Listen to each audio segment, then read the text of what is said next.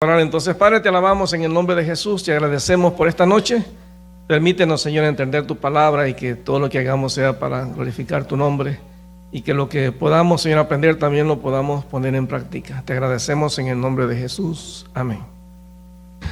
Bueno, hemos estado leyendo ya estudiando los evangelios y es impresionante, pero hemos visto tantas cosas en los evangelios y hay unas preguntas que vamos a hacer en esta noche para saber dónde estamos en el entendimiento de los evangelios. Hay muchas cosas que decir. Entonces, una de las preguntas que usted y yo tenemos que hacernos cuando estudiamos los evangelios es: ¿cuántos evangelios hay? ¿Cuántos evangelios hay? ¿4? No, esa es una herejía, hermano. ¿Cuántos evangelios hay? Ya vaya conmigo a Gálatas, por favor. Gálatas capítulo 1. Ahí está la respuesta. ¿Cuántos evangelios hay? A ver, vaya conmigo, vaya conmigo por favor a Gálatas capítulo 1.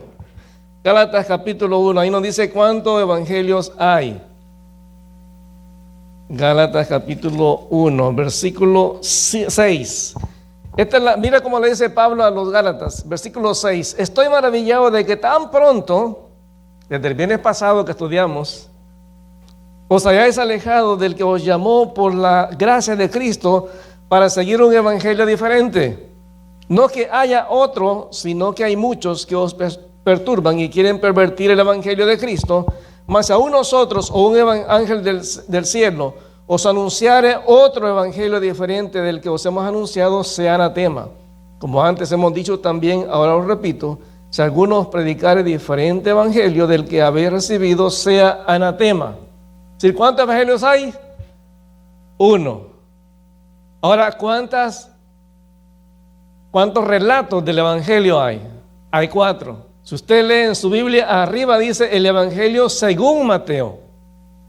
O sea, eso significa que fue el relato que Mateo dio. Y es interesante porque cada libro tiene un énfasis específico, bien importante. Y cuando uno entiende los detalles de cada libro, es bien importante. Por ejemplo, ¿de dónde vienen los énfasis de cada libro? Si usted va conmigo al libro de Ezequiel, ahí está la clave. Vaya conmigo a Ezequiel capítulo 1 también. En Ezequiel capítulo 1 se nos presenta, usted sabe que en la Biblia, aunque esto no es un curso de angelología, en la Biblia hay muchos seres y muchos pensamos, todos los definimos como ángeles, pero en la Biblia hay serafines, hay querubines, hay arcángeles, como el arcángel Miguel. Pero en el caso del libro de Ezequiel nos presenta lo que solamente se define como seres vivientes. Según el hebreo, eso parece que significa seres que son ardientes o seres que brillan. Entonces, en Ezequiel, en el capítulo 1, ¿qué se hizo, Diego? Aquí el capítulo 1, ahí se nos presenta a 4 seres vivientes, se le llama nada más, o 4 seres que son brillantes. Y esos seres tienen características, son especiales. Y ustedes notan en el capítulo 1 de Ezequiel, en el versículo 5, dice: y en medio de ella, del versículo 4, dice: y miré, y aquí venía del norte un viento tempestuoso y una gran nube con un fuego envolvente, y alrededor de él un resplandor, y en medio del fuego algo que parecía como bronce refulgente. Y en medio de ella la figura de 4 seres vivientes, y esta era su apariencia. Había en ellos semejanza de hombre, cada uno tenía 4 caras.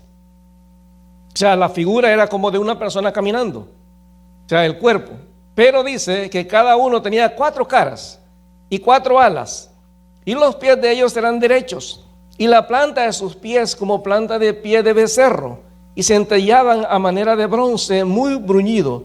Debajo de sus alas, a sus 4 lados, tenían manos de hombre, y sus caras y sus alas por los 4 lados.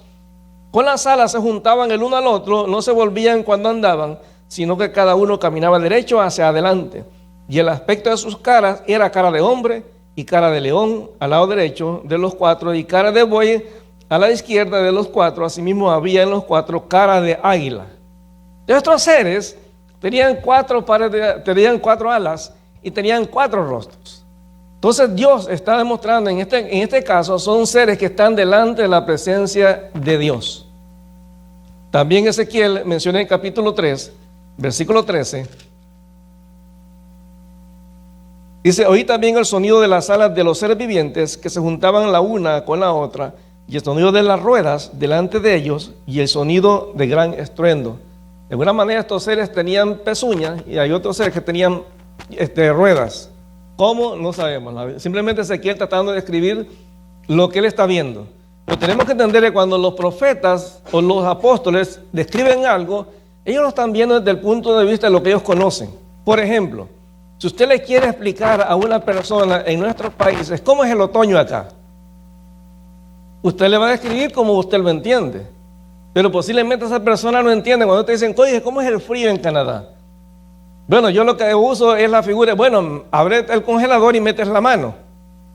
Pero usted sabe que eso no es lo que realmente es. No es lo mismo meter la mano que meter todo el cuerpo y andar caminando en hielo.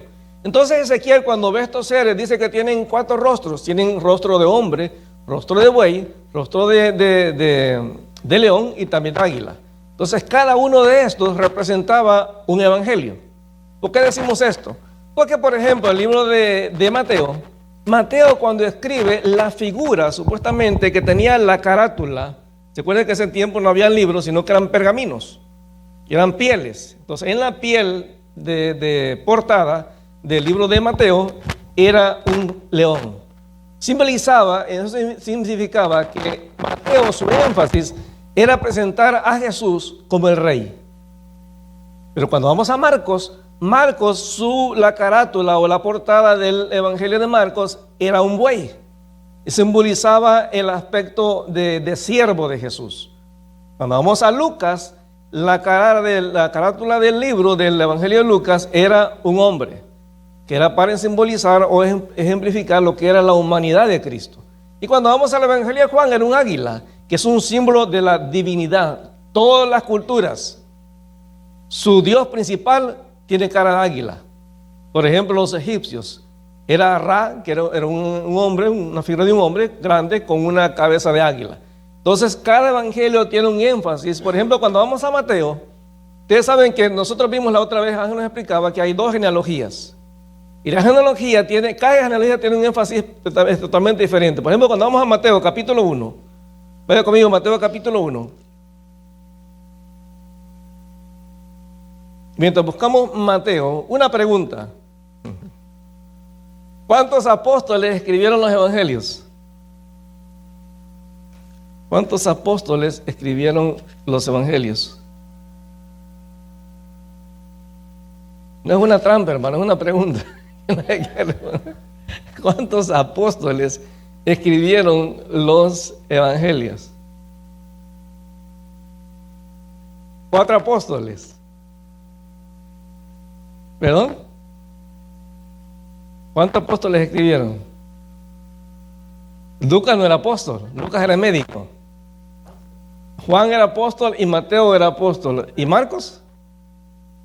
Ahora, Marcos, se supone que Marcos era alguien, recuerden que Marcos fue en el viaje misionero con Pablo, pero él se devolvió y Pablo lo desechó.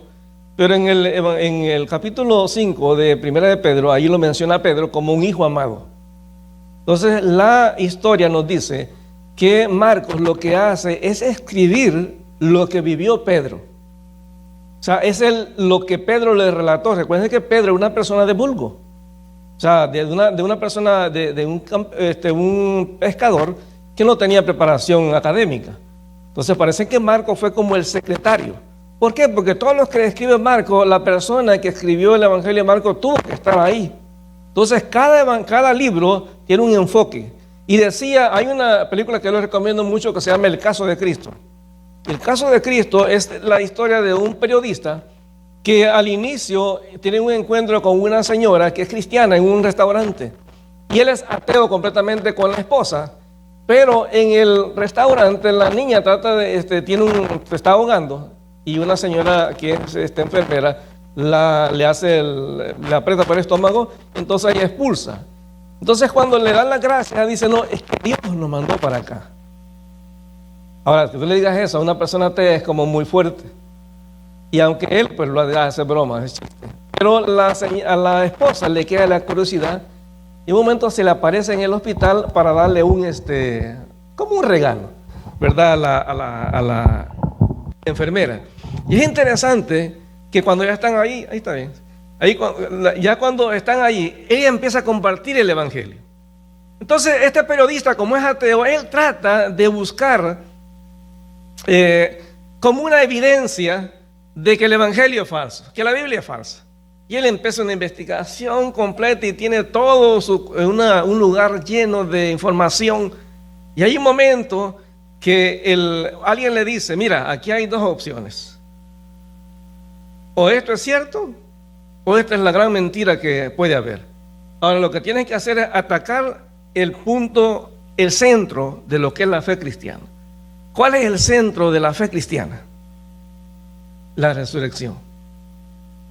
Si tú pruebas que la resurrección no existe, estás probando que lo que dicen los cristianos es mentira. ¿Por qué? Porque Buda tampoco resucitó, ni Mahoma. Así es que estás hablando de una religión que fue creada por hombres. Entonces, cuando él se mete en esa búsqueda, él llega al punto de estar en ese cuarto con toda la información, y él llega a su casa, después de estar en ese cuarto, llega a la casa y está la esposa, y la esposa le dice, oye, ¿qué te pasó? Las mujeres nos conocen a nosotros. Dice, ¿qué te pasó? Y él le dice, ya no puedo más. ¿Qué tengo que hacer para hacerme cristiano? Él llega a una confrontación con el evangelio. Pero una de las cosas que él menciona que lo convence, una de las cosas que a él como que lo confronta, es el hecho de que dice él, ¿por qué 4 relatos? Y le dice otro periodista, si hubiera un solo relato, eso probaría que es falso. Pero hay 4 relatos, totalmente diferentes, pero ahí mismo llegan al mismo punto.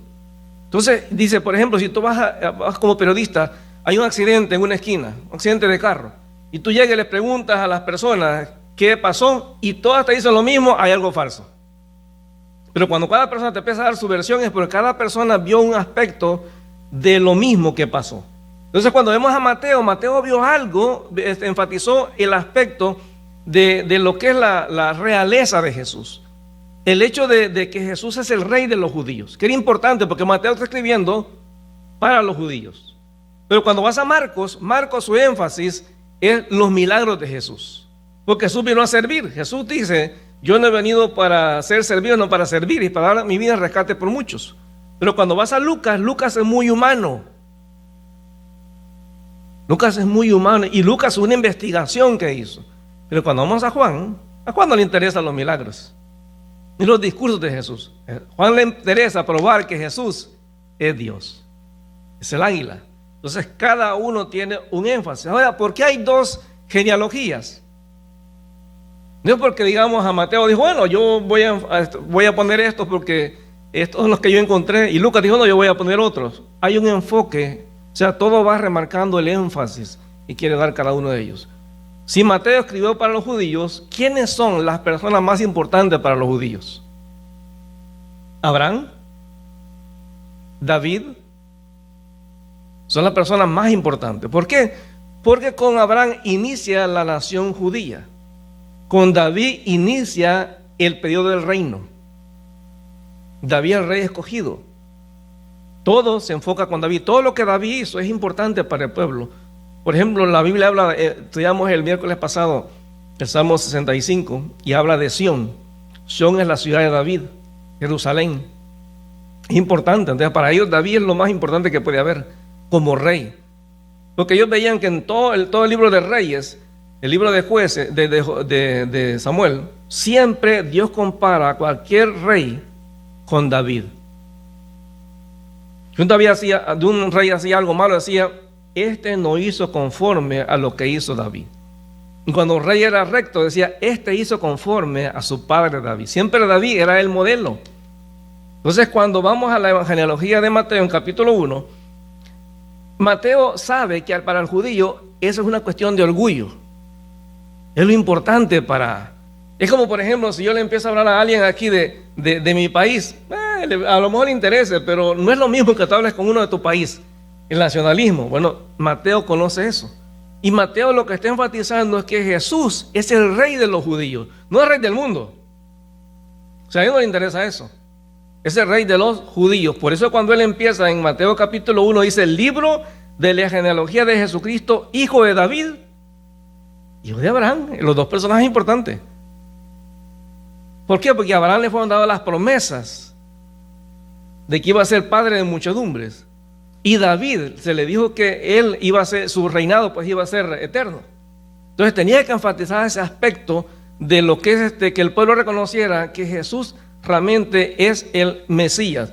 Por eso al final él divide los tres periodos importantes, porque aparte de Abraham y de David hay otro, no tanto un personaje, sino un periodo de tiempo importante en el pueblo que marcó un cambio. Así como Abraham inicia el nacimiento del pueblo judío, así como David marca el nacimiento del reinado, también la deportación a Babilonia marca el cambio del pueblo de dejar la idolatría a volver a ser fieles a Dios. Cuando el pueblo llevado en cautiverio 70 años, el pueblo cambió. El pueblo entendió que Dios hablaba en serio. El templo fue destruido y Dios empieza a dar una segunda oportunidad a la nación. Entonces por eso aquí en Mateo él dice en el versículo 17: de manera que todas las generaciones desde Abraham hasta David son 14, desde David hasta la deportación de Babilonia 14, y desde la deportación de Babilonia hasta Cristo 14. Son los 4 personas y eventos especiales. Entonces Mateo quiere enfatizar a través de todo el libro que Jesús es el rey y que tiene autoridad. Por eso en Mateo uno escucha las bienaventuranzas.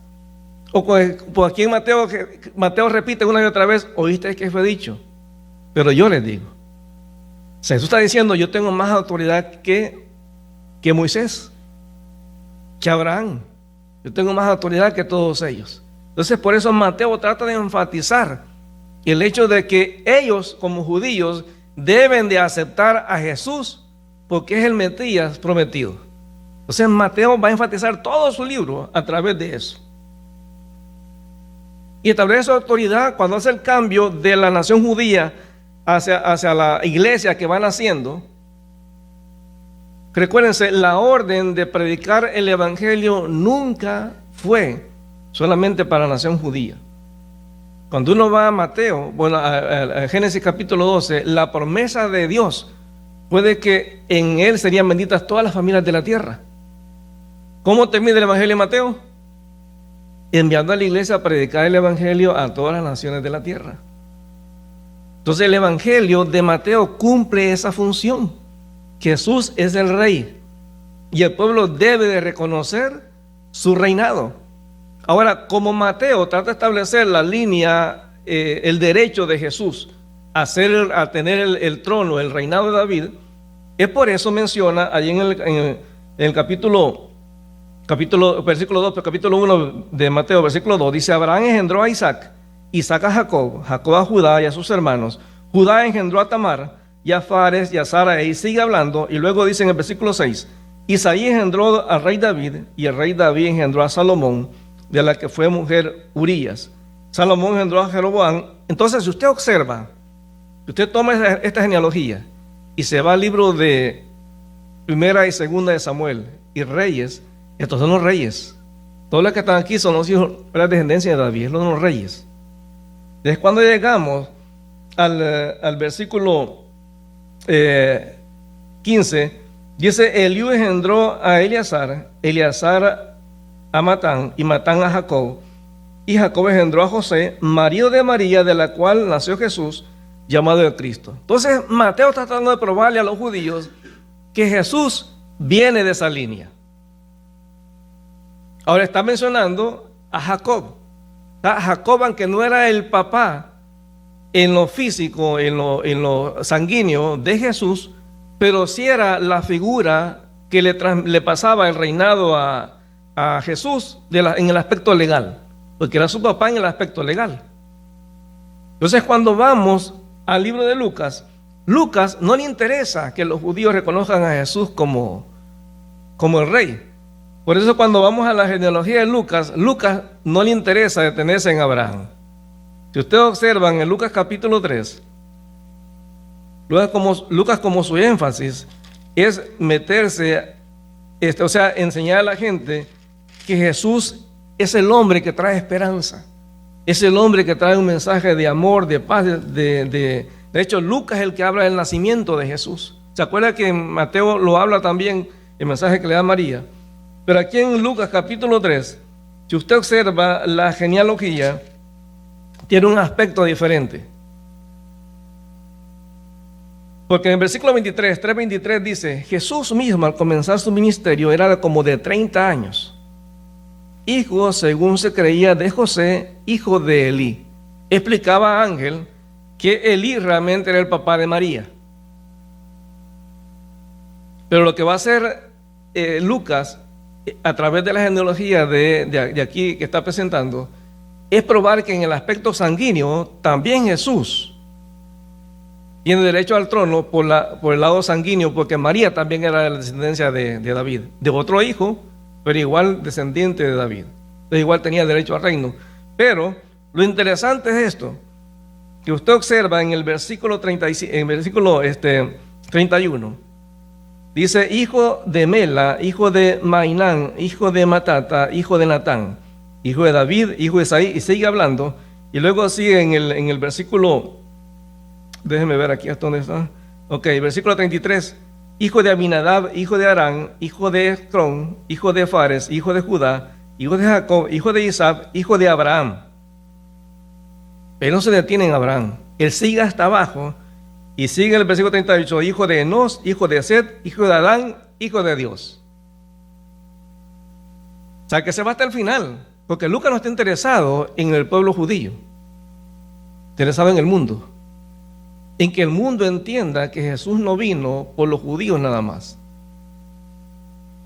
Por eso Lucas no le interesa que el pueblo reconozca a Jesús como rey, sino como el Hijo del Hombre, que viene a buscar a aquellos que se han perdido. ¿Se dan cuenta? Entonces hay un enfoque totalmente diferente. Por eso es importante que entendamos que Lucas, aunque él hizo una investigación, Lucas, su énfasis es que usted vea que hay pruebas, pues, que no estamos inventando, que no es una cuestión de que alguien dijo, bueno, esto ha de ser así. No, él investigó. Y por eso el libro de Lucas es uno de los evangelios más largos, porque Lucas tiene mucha información. Hay muchas cosas que, digamos, en este caso Lucas menciona. Por ejemplo, Mateo menciona lo que es como dijera, cuando Jesús es llevado al desierto. Lucas nos lleva al punto de entender que Jesús como hombre tuvo las mismas luchas que nosotros. Fue tentado igual. O sea, no está hablando de alguien que no... O sea, recuérdense, si Jesús fue tentado, igual a lo mejor va a sonar a herejía lo que voy a decir, pero si Jesús fue tentado, es porque podía pecar. Porque Satanás jamás lo hubiera tentado si supiera que no tenía la capacidad de pecar. Pero Jesús demostró a través de que la manera de vencer al diablo como ser humano es a través de la palabra. Es que nunca le dijo, espérate, yo soy el Hijo de Dios, no, a mí no me hablas así. No, le dijo, escrito está. Siempre fue la palabra. Porque en Lucas lo que está tratando de mostrarle a la gente es que Jesús se hizo 100% hombre y tuvo las mismas luchas que nosotros. Padeció hambre, padeció sed, se cansó. O sea, todos los evangelistas hacen énfasis en eso, en la cuestión de que Jesús pasó las mismas necesidades que pasamos los demás. Entonces, pero una de las cosas importantes que también Lucas menciona, habla mucho de los milagros, cómo Jesús se compadecía de la gente, las necesidades, habla de la alimentación de los 5,000, cómo Jesús se dolía cuando veía a la gente vagando por el mundo sin un pastor. O sea, Lucas trata de mostrarle a la gente de que Jesús es alguien al que se pueden acercar. Porque recuérdense, cuando Mateo presenta a Jesús como rey, tú no te puedes acercar al rey cuando quieras, pero al hombre sí. Entonces, Lucas ve ese aspecto humano de Jesús. Ahora a Marcos no le interesa ni presentar a Jesús ni como rey, ni como humano, porque según dicen los historiadores, el evangelio, el texto del evangelio de Marcos, la portada que estaba era un buey. Y lo que trata de mencionar Marcos, enseñar Marcos, bueno, Pedro a través de Marcos, es que Jesús vino no como a imponer, sino a servir. Jesús vino no para que la gente le sirviera, no para que la gente viera realmente que la única manera de ser grande es bajarte del pedestal. Ahora, ¿cómo empieza Marcos? Versículo 1. Principio del Evangelio de Jesucristo, Hijo de Dios. No le importa a Abraham ni a David. Hijo de Dios. Ahora, ¿por qué empieza Marcos así? Porque Marcos es el evangelio que más va a enfatizar milagros. Tú no puedes hacer milagros si eres simplemente un hombre. Tienes que ser el Hijo de Dios. Entonces Marcos va a enfatizar esto una y otra vez, que el que hace milagros es el Hijo de Dios, no es cualquiera. Entonces, aunque Marcos está hablándole a los judíos, Marcos también quiere que la gente entienda que Jesús no vino específicamente solo para el pueblo judío, vino para cualquier persona que tenga una necesidad. Entonces Marcos va a enfatizar ese aspecto de poder. Por ejemplo, si usted va aquí en el capítulo 2, de capítulo 1, versículo 29, Jesús sana a la suegra de Pedro. Versículo 32, Jesús sana a muchos a ponerse el sol. Versículo 40, Jesús sana a un leproso. Capítulo 2, versículo 1, Jesús sana a un paralítico. O sea, muchos milagros. Porque Jesús vino a poner su poder a servicio del ser humano. Entonces, cada evangelio tiene un énfasis específico. Cada evangelio tiene un énfasis, una meta que perseguir. Entonces, Pedro estuvo en todos esos eventos.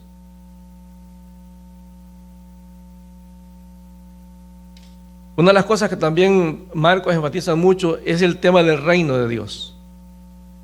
Porque es cierto, hay como una, no sé cómo si es la palabra dicotomía, pero hay dos cosas como parecen contrarias. Porque por un lado, Marcos enfatiza mucho que Jesús es un siervo, pero también es alguien que vino a establecer el reino de Dios, anunciar el reino de Dios. Habla mucho del reino, de que Jesús es cierto, es siervo, pero tiene autoridad. Yo creo que ese énfasis de Marcos es muy importante, porque a veces como iglesia nos vamos a ir a los dos extremos. De una serie de prédicas que viene pronto, hablamos precisamente de eso, de que como cristianos tenemos que mantener bien claro el balance, de que sí, Él es mi papá, mi padre, Él es mi rey, que Él es bueno, pero también es severo, es juez. O sea, el aspecto tenemos que mantenerlo. Por eso eso de que yo como papá, decía un psicólogo, como papá yo no puedo ser amigo de mis hijos, porque entonces se rompe la separación. Porque un amigo, tú no respetas a un amigo como respetas a tus papás. Si tú puedes tener confianza y escucharlos y estar ahí como ellos, pero ellos tienen que entender que tú eres el papá. O sea, ese balance hay que mantenerlo. Porque hay otros también que van al extremo de decir, pues yo soy papá, no me interesa lo que pase con tu vida. No, hay que mantener el balance. Entonces Marcos mantiene ese balance de que sí, Él es el siervo sufriente, pero también es el que viene a anunciar el reino. Y en ese reino hay un solo rey que es Él.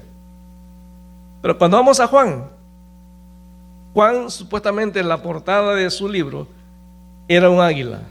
Y el águila simboliza la divinidad. Y usted puede probarle a cualquiera que Jesús es Dios solamente con el Evangelio de Juan. Yo puedo hacer una comparación entre la Reina Valera y la nueva traducción, la traducción del Nuevo Mundo, que es la versión de Testigos de Jehová. Y me di cuenta que el Testigo de Jehová no es que tenga mal su Biblia. El problema del Testigo de Jehová no es que la Biblia esté mal escrita o mal traducida, aunque hay cosas que ellos han traducido mal. El problema no es ese. El problema es la falta de la presencia del Espíritu Santo en sus vidas. Porque usted no puede entender la Biblia a menos que tenga el Espíritu Santo. Y yo tuve la experiencia con alguien que le dice, mira, oye, le decía yo, pero aquí dice en tu Biblia, aquí está. Y en los ojos cerrados, vedados. Entonces Juan trata de probar desde el principio de que Jesús No le interesa el aspecto de rey, no le interesa el aspecto de siervo o de humano, no. Jesús es Dios. O sea, vámonos a más arriba todavía. Porque por eso el Evangelio de Juan empieza: en el principio era el verbo, y el verbo era con Dios, y el verbo era Dios. O sea, ese énfasis es bien importante. Porque cuando usted lee el Evangelio de Juan paso a paso, y es interesante, porque cuando usted estudia el griego, si usted hace una comparación, uno de los libros más importantes dentro de lo que es el Nuevo Testamento es el libro de Romanos. Pero el libro de Romanos tiene un griego pesado. Usted tiene que tener realmente mucho conocimiento de gramática para hacer la traducción. Pero el Evangelio de Juan es facilito. Cuando usted lo lee en griego, es facilito. Dios llevó a Juan a usar un griego que es de la gente común, pues del día a día. Porque Juan quería que la gente entendiera que el entender que Jesús es Dios está al alcance de cualquier ser humano. Entonces, cuando él dice que el verbo era Dios, dice, este era en el principio con Dios. Establece una realidad de que está Dios y está el Hijo de Dios. O sea, dos realidades, o sea, dos seres totalmente diferentes, pero que tienen la misma esencia. Entonces, una de las cosas que a veces juega en nuestra contra es que la mayoría de nosotros como creyentes usamos mucho la Reina Valera. Y la Reina Valera no es la mejor traducción. De hecho, les decía que al investigar la versión de la traducción del Nuevo Mundo, hay versículos que ellos tradujeron mejor que la Reina Valera. Es impresionante. Porque ahí uno te das cuenta que no es cuestión de que no entiendas, no veas el texto. Es que mientras el Espíritu Santo no te abra la comprensión, la mente, tú no vas a entenderlo. Porque ahí está. Entonces Juan sigue hablando ahí de que Jesús es Dios y que cómo lo despreciaron.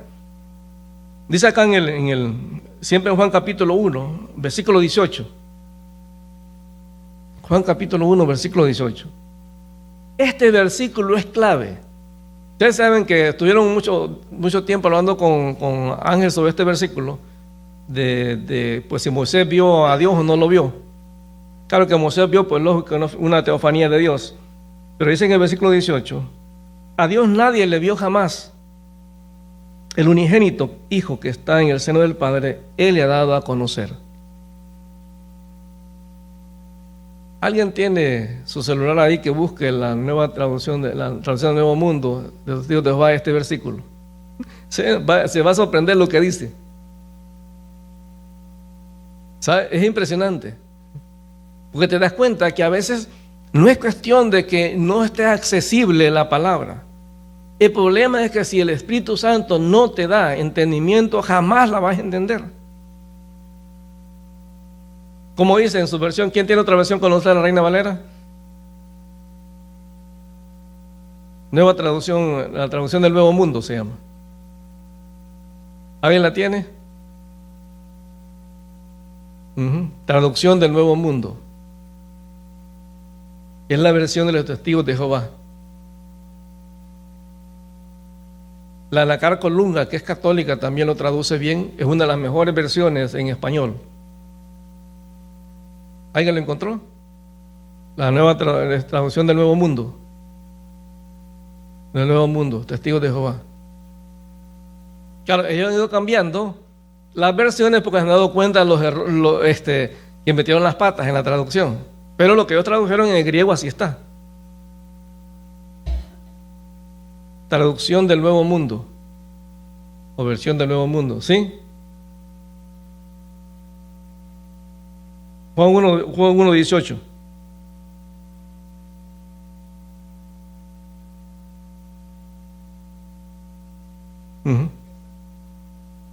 A ver en la columna, ¿cómo dice?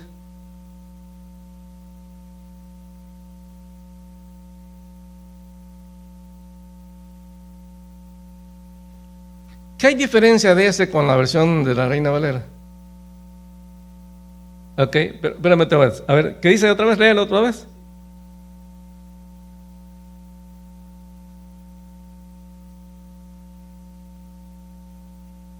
Ahora, léele esa. Oiga, oiga.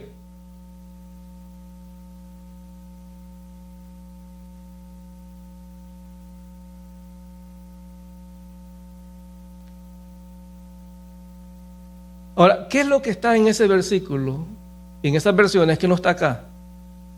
¿Qué palabra falta? Ah, Dios unigénito. No dice hijo unigénito.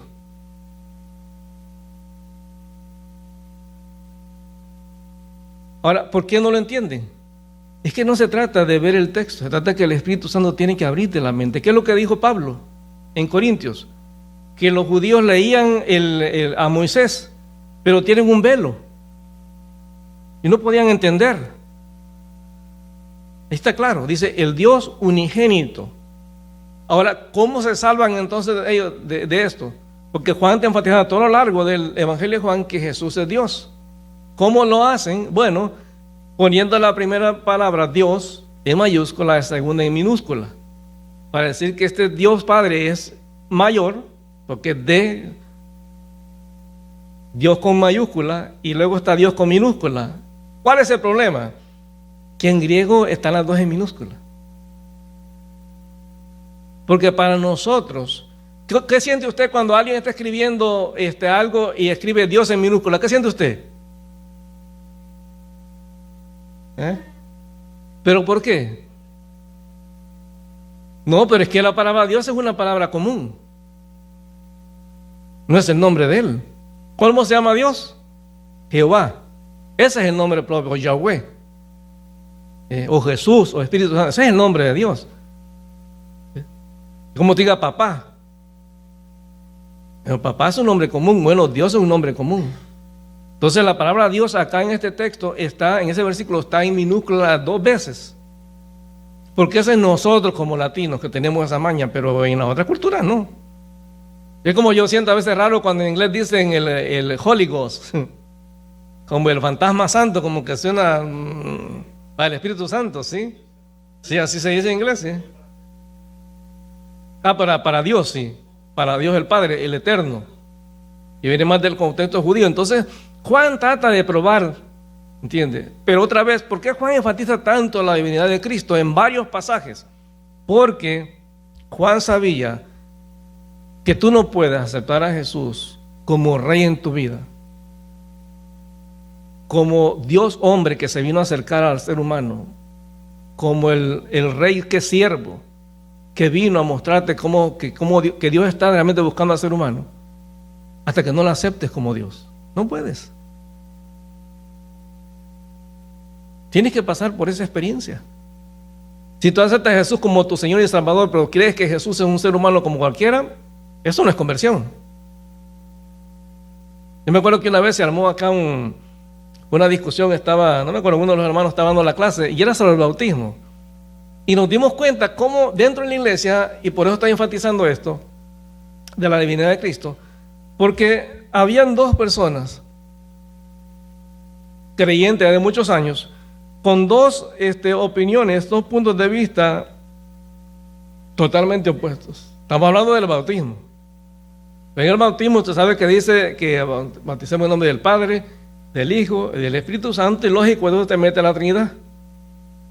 Entonces alguien dijo, no, pero espérense, Jehová es Dios, el Padre es Dios, pero Jesús es solamente el Hijo de Dios, pero no es Dios. Y alguien por allá se paró, no, espere, no, ahí están mal ustedes, no, Jesús es Dios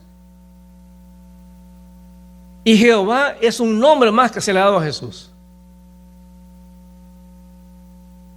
Entonces, ¿por qué yo mencionaba en algunos momentos de que a veces hay comentarios que reflejan que esas personas han tenido contacto con los testigos de Jehová? Porque eso refleja. Pero cuando tú dices Jehová Dios, claro que Jehová Dios es el Padre. Pero tú no puedes decir que Jesús solamente es el Hijo de Dios, tratando de disminuirlo. No, espérate. Cuando uno ve el énfasis de cada escritor, cada uno está enfatizando un aspecto importante, porque tú me dices, sí, yo acepto a Jesús como mi Dios. Sí, pero ahora tienes que aceptarlo como rey de tu vida, el que manda. Y luego cuando vas a Marcos, tienes que entender que hay que seguir el ejemplo de él. Y que hay que entender que pues como hombre yo voy a sufrir las luchas que él también sufrió y que puedo llegar donde él. ¿Te das cuenta? Entonces cada aspecto es importante, ¿sí? Ajá.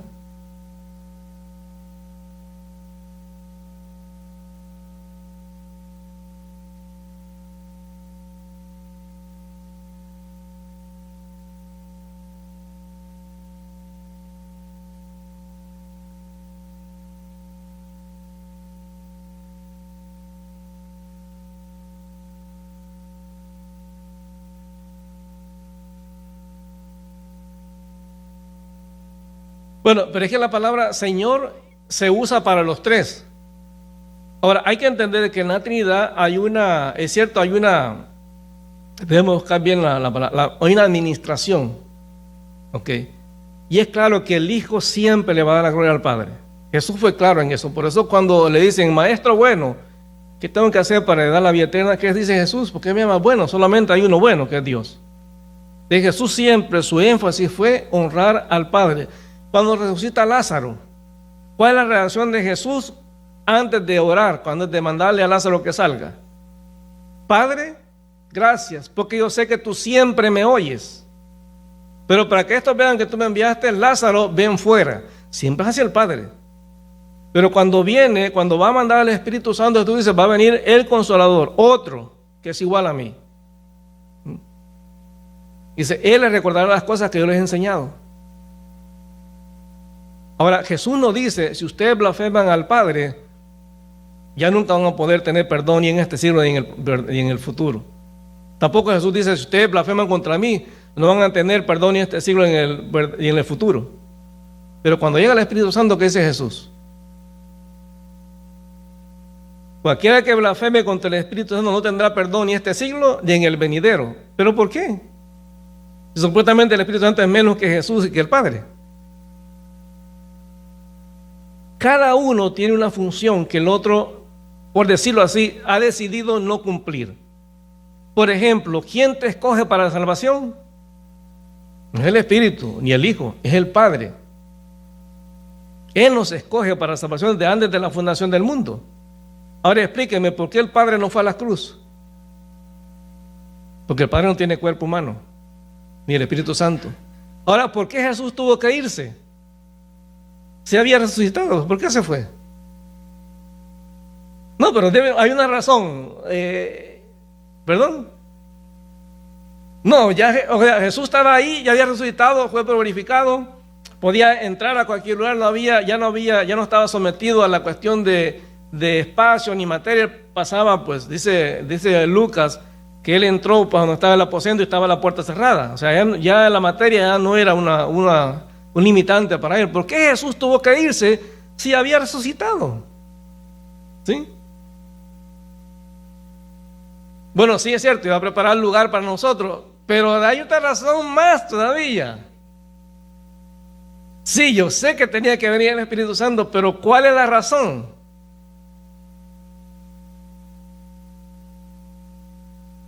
Claro que Jesús es omnipresente. Jesús dijo allá en Juan capítulo 17, ¿perdón? Para volver a regresar, está bueno.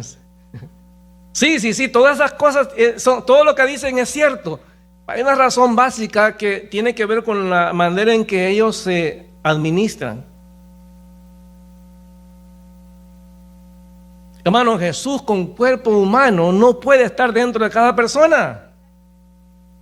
El Espíritu sí. ¿Usted es templo de Cristo? ¿Es templo del Padre o templo del Espíritu? El Espíritu. Cuando Jesús se va, ¿quién toma las riendas de la iglesia? El Espíritu Santo. ¿Quién ordenó a Pablo? Bueno, aparte de Pablo, es Bernabé. El Espíritu. Mire, la iglesia no tuvo problemas para entender que el Espíritu Santo tenía la misma autoridad que el Padre y que el Hijo. Ninguna. Ninguno le puso a decirle, no, espérame, ¿cómo es eso que el Espíritu Santo está ordenando que apartemos a Pablo, a Saulo y a Bernabé? No, espérense, a nosotros, yo me acuerdo que allá en el monte Jesús nos dijo, toda autoridad me es dada en el cielo y en la tierra. Yo me acuerdo, pero nunca el Señor nos dijo que el Espíritu Santo iba a tener la autoridad. No, hermano, ellos no tuvieron problemas con entender eso. O sea, el Padre nos escoge, no es el Hijo. ¿Qué dijo Jesús? El que viene a mí, no lo echo fuera. O sea, él claramente enseñó que el Padre nos iba a traer. Pero Jesús no puede estar espiritualmente en cada persona, sino que es el Espíritu. Y por eso tenemos que entender, mire, y posiblemente usted está en desacuerdo conmigo, pero hermano, uno no puede estar inventando o adaptando el Evangelio a mi conveniencia. Si usted tiene la costumbre de orar en el nombre del Padre, del Hijo y del Espíritu Santo, yo le respeto eso, pero eso no es bíblico. ¿Por qué? Porque Jesús claramente estableció un orden, y ustedes orarán así. El modelo de Jesús: Padre nuestro que estás en los cielos, a Él santificado tu nombre. Y luego Jesús dijo: todo lo que oraren en mi nombre, yo lo haré. Entonces oramos ¿a quién? Al Padre, en el nombre del Hijo, bajo la unción del Espíritu Santo. Porque dice la Biblia en Romanos que el Espíritu Santo intercede con nosotros, por nosotros con gemidos indecibles.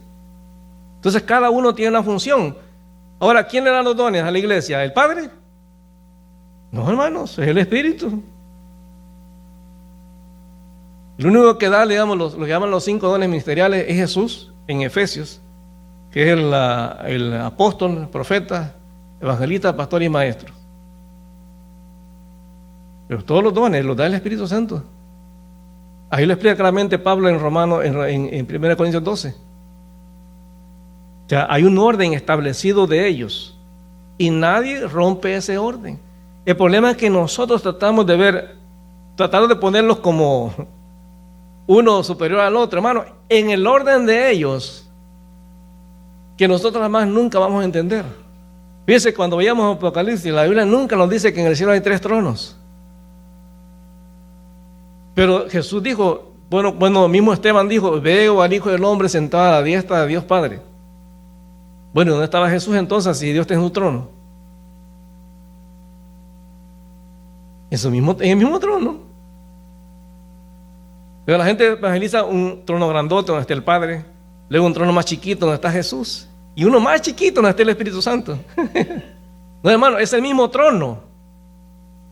¿Sí? Es el mismo trono. Simplemente que en ellos, hermano, lo que pasa es que en ellos hay una armonía. Hay una armonía.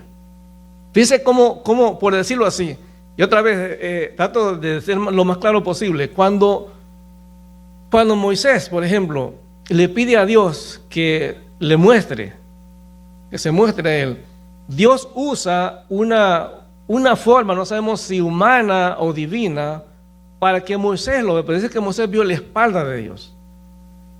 Entonces Dios, siendo sabio, dijo: no, estos no van a seguir pidiéndome que me muestre a ellos. Entonces yo ya había empezado a mostrarse antes que Moisés se lo dijera. Cuando usted va al libro de Génesis, en la experiencia con Abraham, cuando llegan los 3 personajes, la Biblia claramente enseña que era Jehová. Era con forma humana. Cuando se aparece al papá de Gedeón, lo mismo. Hermano, cuando se aparece a la papá de Sansón, es Jesucristo, porque Dios el Padre no puede. O sea, si hay varias cosas que Dios no puede hacer, a pesar de que Dios es todopoderoso. Por ejemplo, Dios no puede mostrarse delante de seres humanos y no matarlos. Jesús sí puede. Jesús sí puede caminar en medio de la gente, porque Él tiene, por decirlo aquí, dentro de la administración de ellos, tiene ese derecho, o eso que ellos han decidido, de que ellos sí tengan un cuerpo que la gente pueda ver. Porque el Espíritu no tiene cuerpo. El Espíritu tiene que usar igual que el Padre, figuras. Como dice cuando bajó una paloma, no es que el Espíritu Santo sea una paloma. Como llama de fuego, como lenguas, o sea, usan cosas que el ser humano puede entender. Pero cuando la gente vio a Jesús, fue diferente.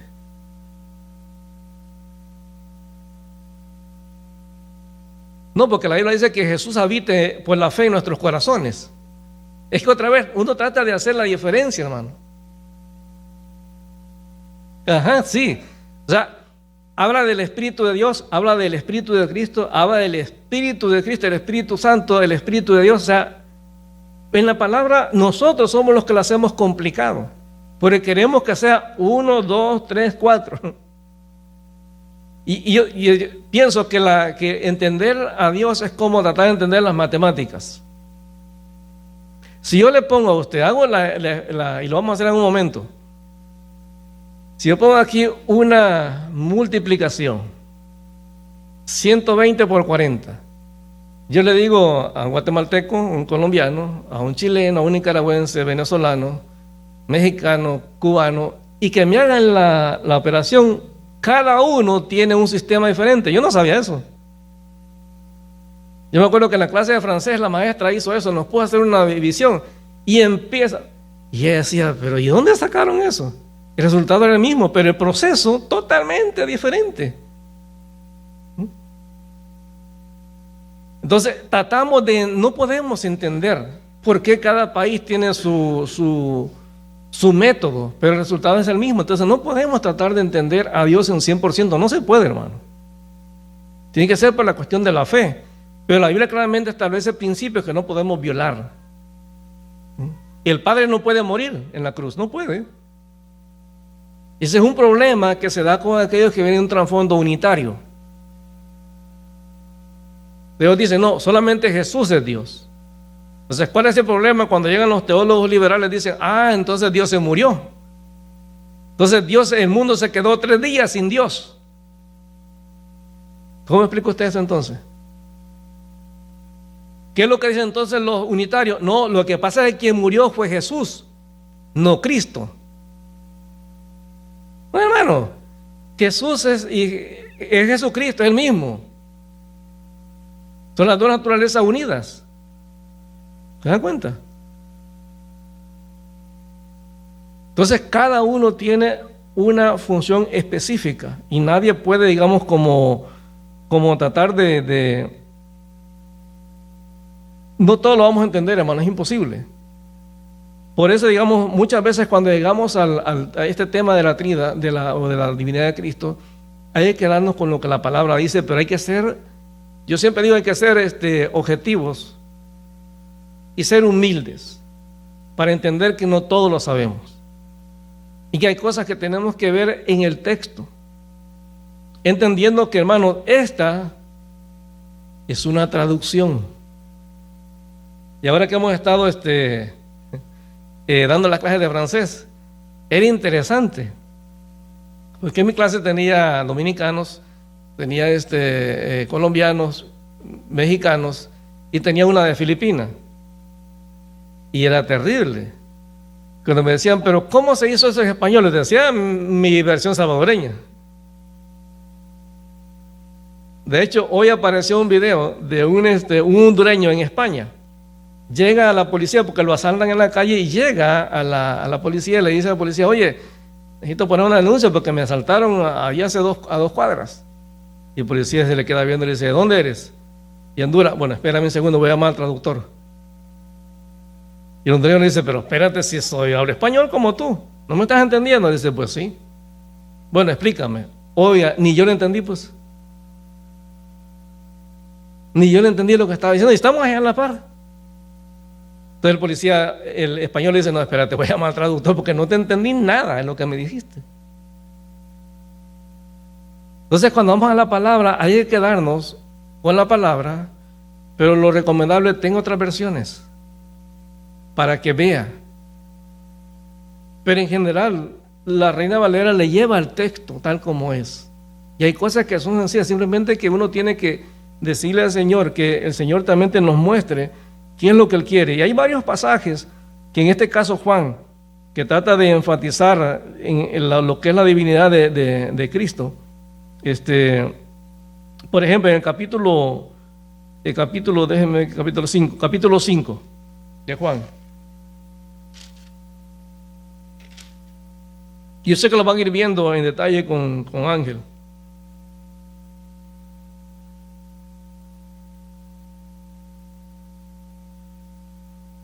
capítulo 5, versículo 17. Y en este evento Jesús sana al paralítico de Betesda. Y el versículo 17 dice, bueno, el versículo 16, y por esta causa los judíos perseguían a Jesús y procuraban matarle porque hacía estas cosas en el día de reposo. Y Jesús le respondió, mi Padre hasta ahora trabaja y yo trabajo. Yo sé que para nosotros como occidentales el decir mi Padre trabaja y yo trabajo es algo normal. Pero el problema es que para el concepto judío Dios era nuestro Padre, no mi Padre. No sé si me lo entiende ahí.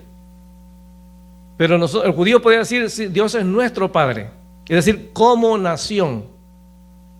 Pero decir mi Padre había una relación personal particular. Y ellos entendieron que Jesús estaba diciendo, yo soy igual que Él, soy de la misma sangre pues, de Él.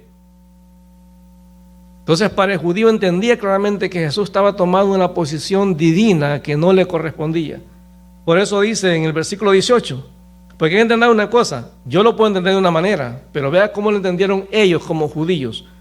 Por esto los judíos aún más procuraban matarle, porque no solo quebrantaba el día de reposo, sino que también decía que Dios era su propio Padre.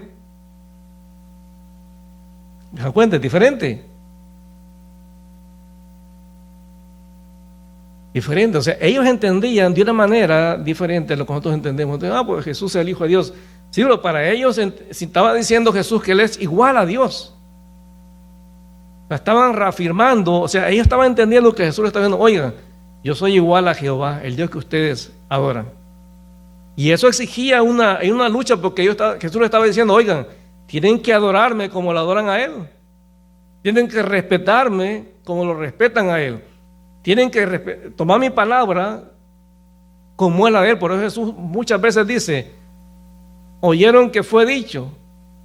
Y eso lo había dicho Dios Padre a través de Moisés, pero yo lo había interpretado mal y decía, pero yo les digo. Y eso era un atrevimiento. Yo estaba diciendo, oiga, mi palabra tiene más autoridad que lo que dijo Moisés. Y eso era Moisés lo tenían los judíos como wow, él el hombre que Dios usó para dar la revelación. Entonces el judío entendía claramente lo que estaba diciendo realmente Jesús. Y realmente nosotros lo entendemos, no, Jesús es el Hijo de Dios, sí, pero es que para el judío decir que Jesús es el Hijo de Dios, estamos diciendo que Jesús es igual a Dios. Claro, y fíjate, y es interesante, porque Monse mencionaba eso, del caso de Elohim. Pero el detalle está que la palabra Dios en el hebreo es Eloah. La palabra Elohim es dioses. Entonces a veces hay versículos que no tienen sentido. Por ejemplo, Deuteronomio 6:4, si usted lo lee literalmente como está en el texto, en nuestra Biblia dice, oye Israel, Jehová nuestro Dios, Jehová uno es. Y uno dice, está bien, pues está enfatizando que Dios es uno. No, pero cuando usted lee el texto en hebreo, dice, oye Israel, Jehová nuestro Dios es, Jehová uno es. Y está usando lo que se llama la unicidad. Es como cuando usted dice el pueblo mexicano. ¿Cuántos pueblos mexicanos hay? Uno. ¿Pero cuántos mexicanos hay dentro del pueblo? Muchos.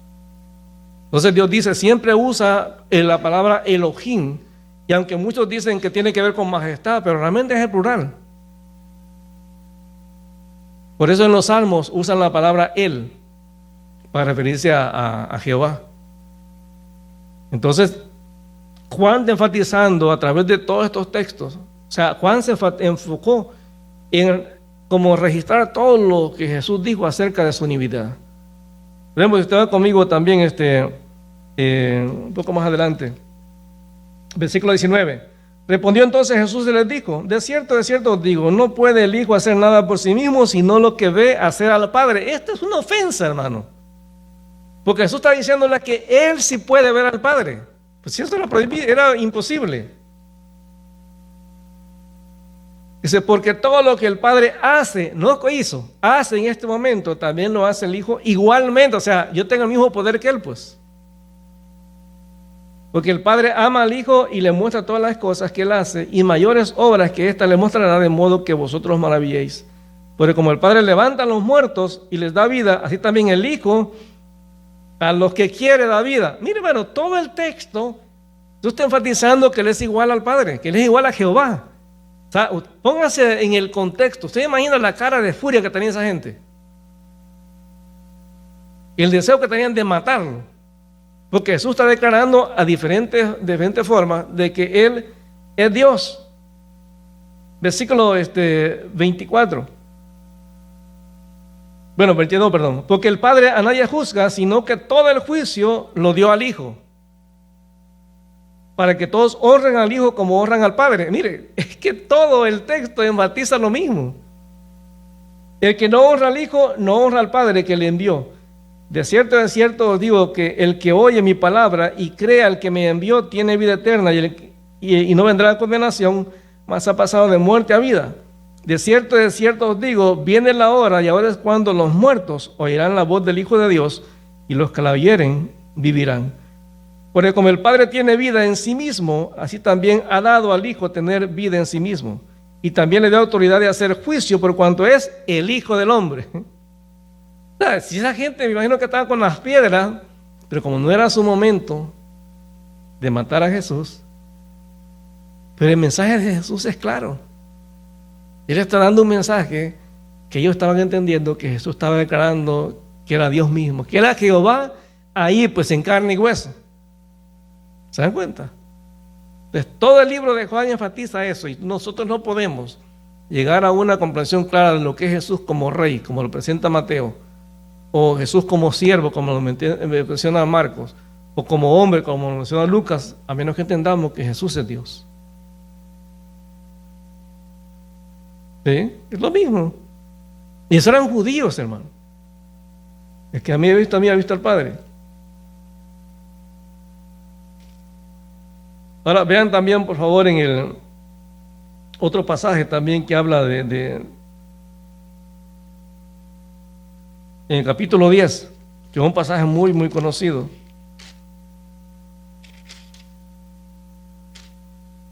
¿Sabe que la gente, es impresionante, pero la gente se sorprendía cuando Jesús hacía milagros? Los mismos discípulos, cuando Jesús se paraba y calmaba el mar, Jesús no se ponía a saltar en la barca y a hacer una danza, no decía, nada más decía, cálmate ya. Se calmaba el mar y decía, pero ¿cómo este hombre tiene tanta autoridad? Porque ellos nunca habían visto eso. En el capítulo 10, cuando el Señor les empieza a hablar de que tienen que aceptarlo a Él, ahí en el versículo 22 dice, ellos decían que Jesús estaba endemoniado, pero en el versículo 22 dice, celebrase en Jerusalén la fiesta de la dedicación, que era invierno, y Jesús andaba en el templo y por el pórtico de Salomón, y le rodearon los judíos y le dijeron, ¿hasta cuándo nos turbarás el alma? Si tú eres de Cristo, dínoslo abiertamente. Hermano, se nos había dicho varias veces. Pero es que esto no pasa a cualquiera, porque nosotros criticamos a los judíos, pero ¿cuántas veces Dios nos habla a nosotros y no queremos entender? Muchas veces a que Dios nos da el barazo, entonces entendemos. Jesús le respondió, os lo he dicho y no creéis.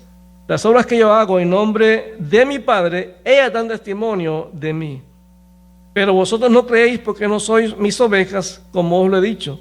Mis ovejas oyen mi voz y yo las conozco y me siguen y yo les doy vida eterna y no perecerán jamás, ni nadie las arrebatará de mi mano. Mi Padre que me las dio es mayor que todos y nadie las puede arrebatar de la mano de mi Padre. Y esto, hermano, que Jesús dice acá, es un atrevimiento. Yo y el Padre uno somos. Es una aberración para los judíos. Porque igual que existe en español, ¿qué dice uno cuando alguien dice, yo y fulano fui allá? ¿Qué dicen la gente? Bueno, en mi país por lo menos dice ahí el burro delante. Porque uno tiene que decir el nombre de la persona a otra persona y luego el de uno. Pero Jesús, Jesús lo hace adrede. Se pone él primero antes que Jehová. O sea, lo hace adrede. Y eso no es algo que sea. Ahora el judío entendía lo que estaba haciendo Jesús. Porque en el Antiguo Testamento, cada vez que Dios hacía o recordaba al pueblo el pacto que tenía con ellos, siempre Dios usaba la misma fórmula. Dios nunca le dijo al pueblo: este es un pacto entre ustedes y yo. Dios nunca usó esa fórmula. Dios siempre dijo: este es el pacto entre mí y vosotros. Siempre era Dios primero. Entonces, cuando Jesús se pone primero, ellos saben como judíos. Se han leído muchas veces en los escritos de Moisés. Ellos saben cuando Jesús dice: yo y el Padre uno somos. Yo sé que alguien mencionaba que son uno en propósito. No, hermano, eso es testigo de Jehová. Ellos lo dicen los testigos de Jehová porque ellos no quieren aceptar que Jesús es Dios. Pero cuando Jesús está diciendo esto, tenemos que leer lo que los judíos entendieron. Porque dice ahí en el versículo 31, entonces los judíos volvieron a tomar piedras para apedrearle. Jesús les respondió: muchas buenas obras os he mostrado de mi Padre, ¿por cuál de ellas me apedreáis? Le respondieron los judíos diciendo: por buena obra no te apedreamos, sino por la blasfemia, porque tú, siendo hombre. Bueno, ellos entendieron claro. O sea, ellos lo entendieron claro. Y ese es el problema. O sea, nosotros no podemos decir: pero yo no estoy de acuerdo. Dice que nosotros conocimos a alguien que, por ejemplo, estuvo en el ministerio y dejó el ministerio porque él nunca estuvo de acuerdo con las cosas que Dios hacía en el Antiguo Testamento. Le decía que él no podía entender cómo ese Dios que se habla que es de amor. Estamos hablando de un hermano que estaba a cargo de una iglesia, un pastor, que no podía entender por qué Dios, que era tan amoroso como en el Nuevo Testamento, podía permitir que naciones enteras fueran aniquiladas. O sea, eso es un invento, se lo inventó Moisés. Y yo decía: Dios santo, si el pastor estaba así, ¿cómo está la iglesia? No, hermano, hay que entender el texto tal como está ahí. Los judíos, ¿qué entendieron? Que Jesús estaba diciendo que es Dios, que es igual al Padre. No le digo que eres un Dios en chiquito, no. Igual que Jehová. O sea, para ellos no estaban comparándolo a Jesús con un ídolo, no. Ellos entendían que Jesús estaba diciendo: oigan, yo y Jehová somos... Bueno, me están viendo a mí, como dice Félix. Me están viendo a mí, ya vieron a Dios, pues. Ya, es el mismo. Entonces, para ellos era un atrevimiento. Por eso lo querían apedrear, porque realmente del concepto de ellos era una blasfemia lo que Jesús estaba diciendo. ¿Se dan cuenta? Y sería la reacción normal de cualquiera. Yo no sé cuando ustedes escucharon esa persona que creo que era puertorriqueño, que decía que era Jesús en persona. O sea, la iglesia se puso: oye, pero uno ve en la calle, lo apedrea, pues. O sea, era normal la reacción de los judíos. Pero ¿por qué ellos no entendían eso, hermano? Porque nadie puede entender el mensaje de Dios a menos que el Espíritu Santo esté obrando en el corazón de la persona.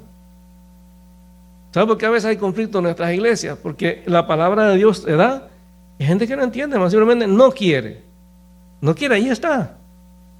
Ahí está. Entonces ellos entendieron claramente de que lo que Jesús estaba diciendo. Pero ellos no querían. Entonces a veces tratamos de entender a Dios desde un punto de vista lógico.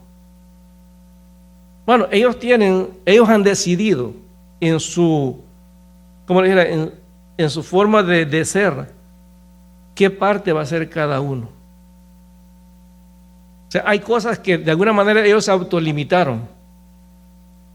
Porque otra vez si a mí me hubiera preguntado a Dios: oye, ¿qué tú piensas? ¿Tú crees que es buena idea que Jesús, después que muera, resucite, se venga al cielo? Y yo diría: no, Señor, déjalo acá para verlo. Pero el detalle está que Jesús había enseñado claramente que la relación con Él iba a ser una relación de fe. ¿Para qué tú necesitas fe si estás viéndolo ahí? Y Él dijo: el Espíritu Santo que estará en ustedes les recordará todas las cosas. Ahora, cuando ellos empiezan a hacer, digamos, los milagros de los judíos, ellos seguían hablando de Jesús.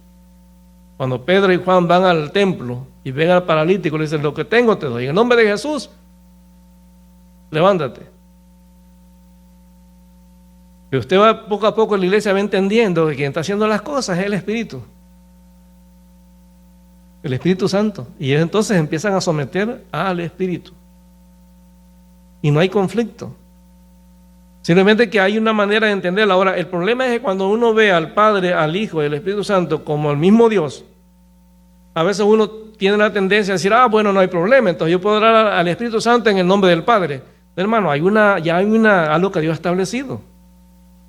Ahora, lo que sí la Biblia nos dice que tenemos que tener comunión con el Espíritu. Y eso es bien importante.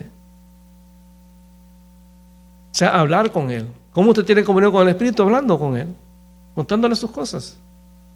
Porque dice que el Espíritu intercede delante del Padre con gemidos indecibles, cosas que yo no puedo expresarle a Dios con mis palabras. El Espíritu, que entiende lo que hay adentro de mí, se lo expresa al Padre. Y cuando hay pecado en mi vida, dice la Biblia que Jesucristo intercede delante del Padre. Dice que si hubiéramos pecado, abogado tenemos para con el Padre a Jesucristo el justo. O sea, está ahí, hermano. Por eso en Juan, capítulo 14, el Señor habla, cuando está hablando a los discípulos, les da la promesa del Espíritu Santo.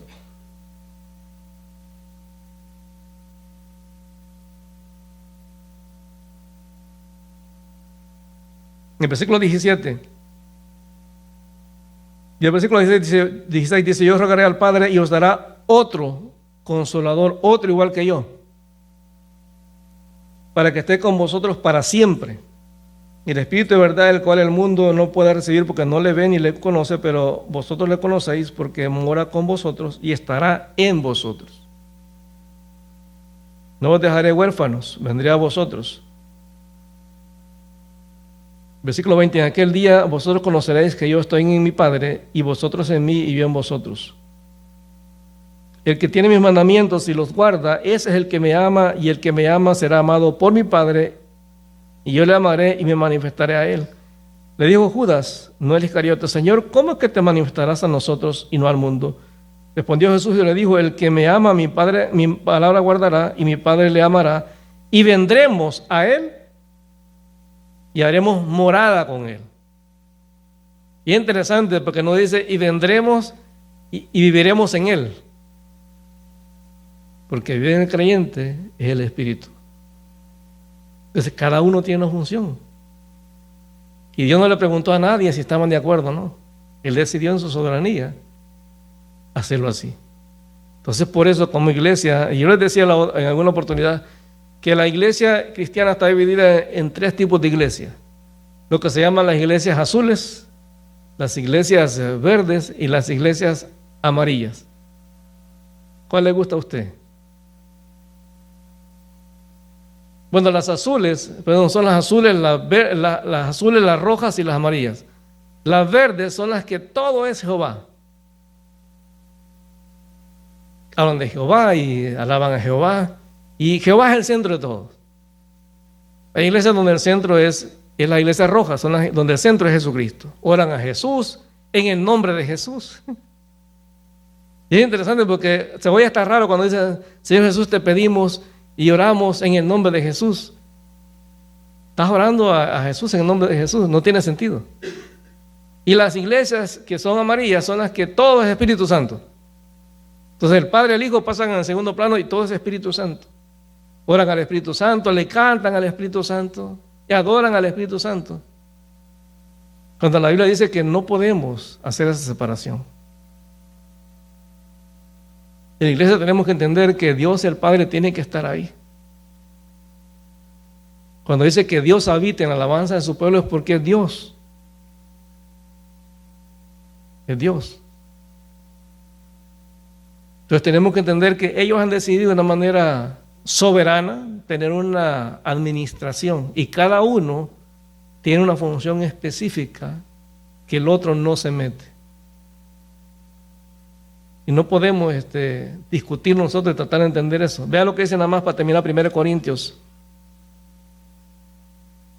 Como lo menciona el apóstol Pablo aquí. 1 Corintios capítulo 12.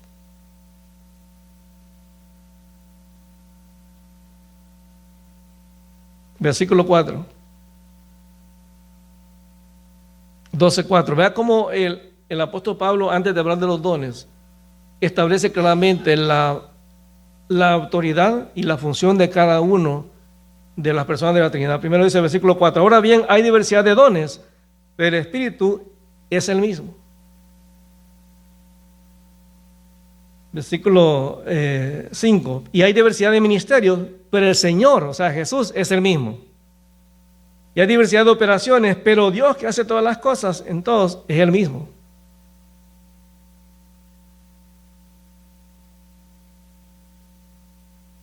Por ejemplo, ¿quién es el que bautiza? En el Espíritu. Jesús. Entonces cada uno, luego el versículo 18, dice, mas ahora Dios ha colocado los miembros, cada uno de ellos en el cuerpo como Él quiso. O sea, nuestro lugar en el cuerpo de Cristo no lo decide el Espíritu Santo, no lo decide Jesús, lo decide el Padre. ¿Quién decide qué dones vas a tener? No es el Padre ni el Hijo, sino que es el Espíritu.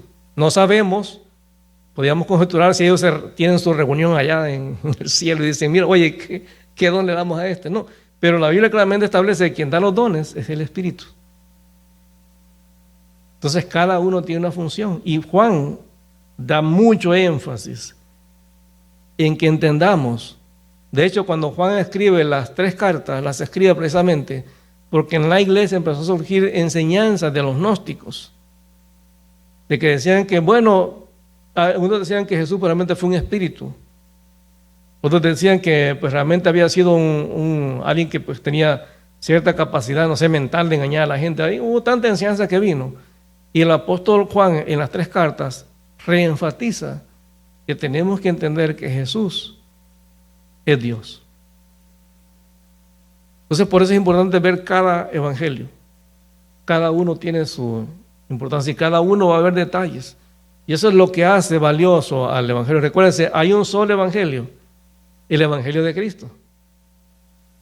El hombre ha creado muchos evangelios, como el evangelio de la prosperidad, el evangelio de la ¿cómo se llama? El otro evangelio que hay en Latinoamérica. ¿No? De la liberación. Está el evangelio feminista. Sí, y el evangelio feminista dice que el lado femenino de Dios es el Espíritu Santo. Es la mamá, pues.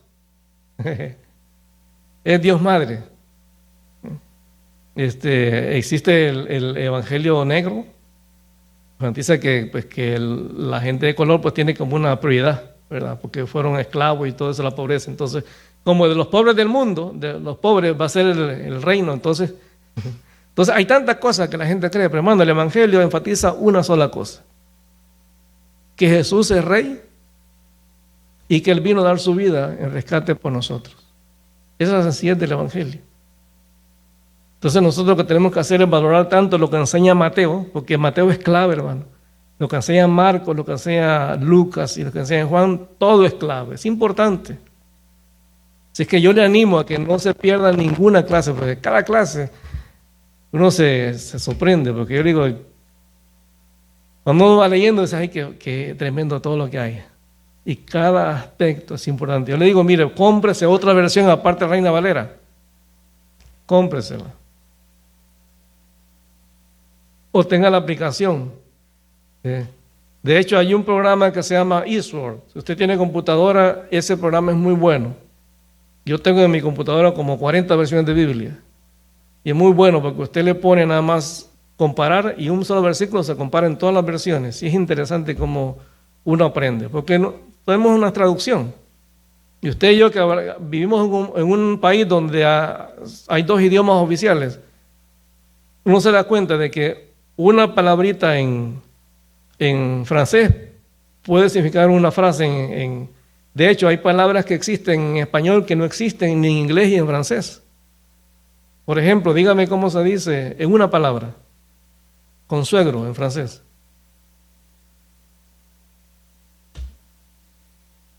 No existe. Consuegro.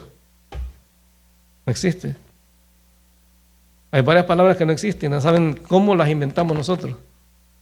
Entonces, por eso es bueno ver varias versiones para decir, oye, hay versículos que uno dice, bueno, son difíciles de interpretar o de traducir, entonces varias versiones los ayuda a uno a poder entender mejor el texto. Y la Nueva Traducción Viviente es buena porque es un español más del día a día. Reina Valera, pues tiene un vocabulario que muchas veces nosotros no usamos en el día a día. Usted no va a decirle, cuando está hablando con los muchachos, a ver, vosotros, mis hermanos, pues, oísteis, no, pues no. Pero vuelvo a lo que dijimos al principio, hermano. Es importante buscar la dirección del Espíritu Santo para poder entender la palabra. En nuestras fuerzas no podemos. Por eso a veces se dan las malas enseñanzas, porque uno trata de, en su fuerza, entender algo que es espiritual. Tenemos que ir a la palabra y tenemos que buscar la orientación del Espíritu Santo, porque Él nos guía, porque esa es la promesa de Jesús, que Él nos enseñaría todas las cosas que Él nos ha revelado. Así que vamos a orar. Padre, te alabamos en el nombre de Jesús. Te bendecimos, Señor, por esta noche. Gracias por cada uno de aquellos que hemos estado aquí, Señor, los que han estado conectados a través de las redes sociales. Te damos gracias, Señor, en el nombre de Jesús. Y te pedimos, Padre, que Señor, seamos sensibles a la voz de tu Espíritu Santo y que podamos escuchar, Señor, lo que Él tiene que decirnos acerca de cómo entender tu palabra, porque Él fue, Señor, el que guió a cada autor en la Biblia para escribir lo que tú querías que escribiera. Tu palabra dice que toda la Escritura es inspirada por ti, por Dios. Y Señor, te damos gracias en el nombre de Jesús por esta noche. Te pedimos que tú nos lleves con tu paz y con tu bendición a nuestros hogares. Mi Dios, gracias por cada bendición que tú nos has dado. Bendice a los que están conectados también, Señor. Bendícelos a ellos. Y gracias, mi Dios, por todo. En el nombre de Jesús. Amén.